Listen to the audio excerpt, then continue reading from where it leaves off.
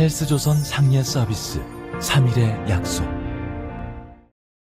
네, 여러분 안녕하십니까? 어떤 단체나 기관이나 조직이나 기업 등등에서 그곳의 최고 책임자가 되면, 즉 기관장이 되면은 두 가지 임무가 주어진다고 볼 수 있습니다. 아니, 두 가지 운명 위에 올라타게 됩니다. 하나는 자신의 임기 동안 어떤 성과를 이룰 것인가, 어떤 업적을 남길 것인가 하는 문제입니다.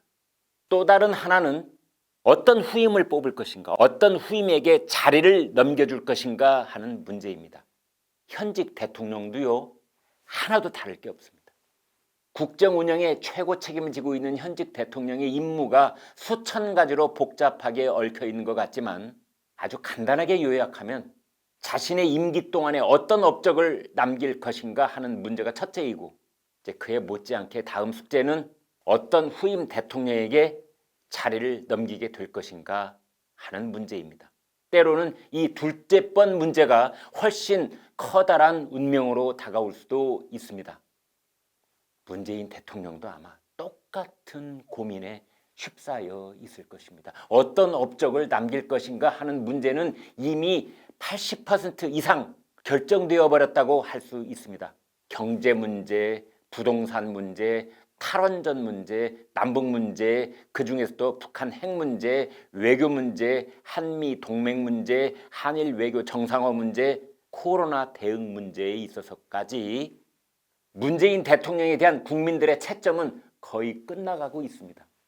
비교적 점수를 후하게 주시는 분도 있을 것이고, 아주 박하게 낙제점을 매기는 분도 있으시겠지만, 어떤 국민이든 문재인 대통령의 정책 기조가 앞으로 1년 크게 바뀔 것으로 기대하지는 않을 것입니다. 자, 그렇다면 문재인 대통령이 그런대로 괜찮은 대통령이었던 것으로 역사책에 남을 것이냐, 아니면 나라 발전에 크게 해악을 끼친 대통령으로 남을 것이냐 하는 평가는 이미 끝나가고 있다고 할 때, 그에게 남은 운명은 어떤 후임 대통령을 맞이하게 될 것인가 하는 문제입니다. 후임 대통령이 앞으로 수십 년 이상 남은 문재인 대통령의 여생과 역사적 평가를 결정짓는 주도적 역할을 할 것이기 때문입니다. 누가 후임 대통령이 될 것인가? 그 과정에 현직 문재인 대통령은 어떤 영향을 끼칠 수 있을 것인가?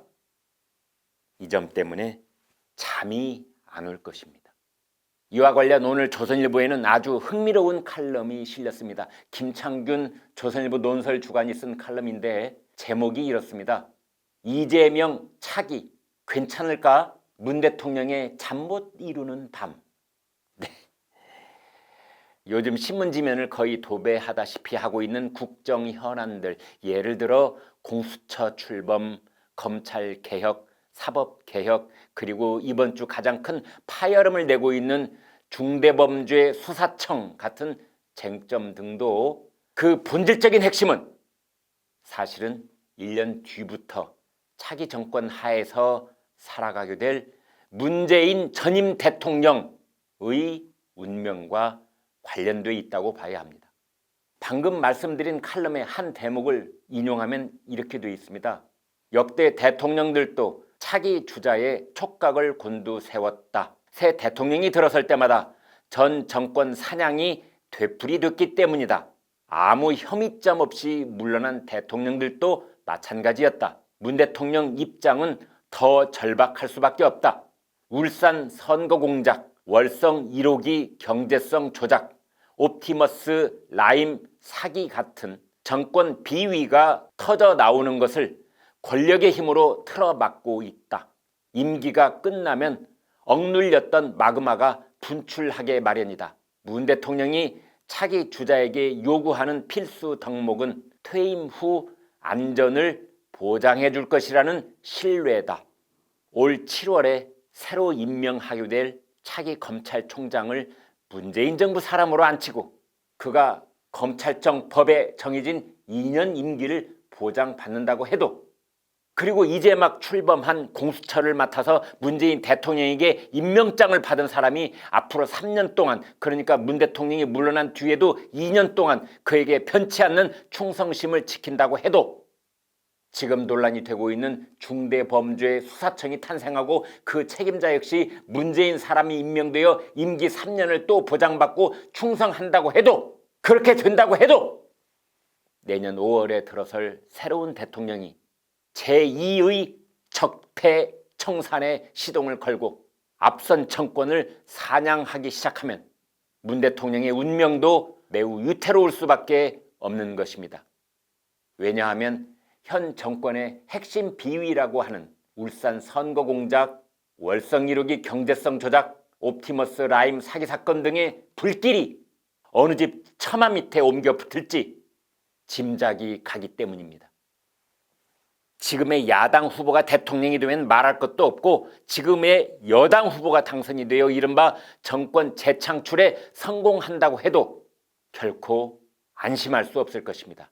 가령 지금의 여권 후보가 차기 대권에 성공한다고 가정한다면, 다시 말해 이재명, 이낙연, 정세균, 임종석, 김경수 아니면 또 다른 누군가가 여권에서 대통령이 된다고 해도 그 차기 대통령은 지금의 문재인 대통령 정부와 차별화를 시도하지 않을 수 없을 것이고, 그때 지금의 문재인 정부가 권력의 힘으로 틀어막아 놓았던 마그마가 분출하기 마련이기 때문입니다. 과히 멀지 않은 역사에서 우리는 비슷한 사례를 볼 수 있었는데요. 바로 1990년대 민자당의 노태우, 김영삼 정권 이양 모델입니다. 여러 우여곡절이 많았지만 형식상 두 사람은 같은 민자당이었고 사실상 1992년 김영삼 대통령 당선으로 정권 연장에 성공한 것이었습니다. 그러나 노태우 대통령 측근들은 YS에게 권력을 넘기면 반드시 험한 꼴을 당할 것이라고 만류했었습니다. 하지만 노태우 대통령은 YS 사람 많이 달라졌습니다. 걱정 안 해도 됩니다. 라고 했었습니다. 그런데 결과는 어떻게 됐을까요?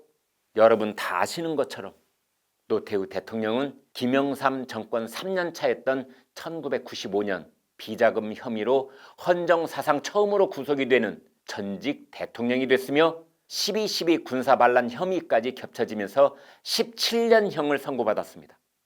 지금 시점에서 돌아볼 때 노태우, 김영삼 두 대통령 중에 누가 더 나라 발전에 기여했느냐 하는 평가와는 전혀 별도로 당시 노태우 대통령은 그토록 믿었던 같은 민자당의 후임인 YS 정권에 의해 죄수복을 입지 않을 수 없게 되었던 것입니다. 30년 전 얘기에서 다시 지금 상황으로 돌아와 보겠습니다. 현재 이재명 경기지사는 차기 대선 주자 중에 단연 앞서 있습니다. 3강구도니 2강구도니 하는 말은 어색해졌습니다. 야당 후보는 물론 같은 여당의 이낙연 민주당 대표마저 더블 스코어 차이로 따돌리며 압도적 1위 자리를 지키고 있습니다. 이재명 지사는 두 가지 전략을 구사하고 있습니다. 첫 번째 전략은 문재인 대통령의 후계자라는 점을 기정사실화하려는 전략입니다. 한때 이재명 탈당설이 불거지자 절대 그럴 일이 없다며 불을 끄고 있습니다. 이재명 지사는 대통령 지지자들이 나를 압도적으로 지지하는데 왜 당을 나가겠느냐 이렇게 강조하고 있습니다. 자신과 친문 세력이 한 몸이라는 것을 대내외에 과시하려는 전략입니다. 최근 문 대통령이 코로나 유연금을 제안하자 국민의힘 유승민 전 의원이 기재부 사무관만도 못하다 이렇게 비판한 적이 있습니다. 그러자 이재명 지사는 유승민 전 의원에게 망언이다, 상식밖에 모독이다 이러면서 문 대통령의 심기옹호에 적극 나서는 모습을 보였습니다. 그러나 거꾸로 말하면 그 역시 친문 세력들의 거부감을 의식하고 있다는 반증입니다. 이재명 지사의 두 번째 전략은 자신을 선두주자 자리에서 제치려는 어떤 시도에도 단호히 맞선다는 것입니다. 가령 친문 진영에서는 김경수 경남지사 같은 확실한 내편이 대법원 판결까지 무사히 넘기려면 시간이 필요하다고 보고, 다시 말해 강력한 제3후보로 떠오르려면 절대 시간이 필요하기 때문에 후보 선출 시기를 미루자는 경선 연기론에 불을 지피고 있습니다. 그러자 이재명 지사 측은 원래 당원 당규를 지키라면서 경선 연기론자들에게 내전을 각오하라 이렇게 경고했습니다. 사실상 선전포고라고도 할 수 있습니다. 자, 이제는 문재인 대통령 입장에서 현 상황을 봐야 합니다. 2022년 5월 청와대를 떠난 뒤에는 잊혀진 사람으로 살고 싶다고 했지만 아마 본인도 그렇게 될 것이라고는 믿지 않을 것입니다. 물론 퇴임 후 안전을 생각할 때 여러 방패막이가 있는 것 같기는 할 것입니다. 김명수 대법원장은 문 대통령이 물러난 1년 뒤인 2023년 8월까지가 임기입니다. 새로운 임기 2년의 검찰총장, 임기 3년의 공수처장, 임기 3년의 중대범죄수사청장 등등의 문재인 사람이 임명되어 올해부터 임기를 시작할 것입니다.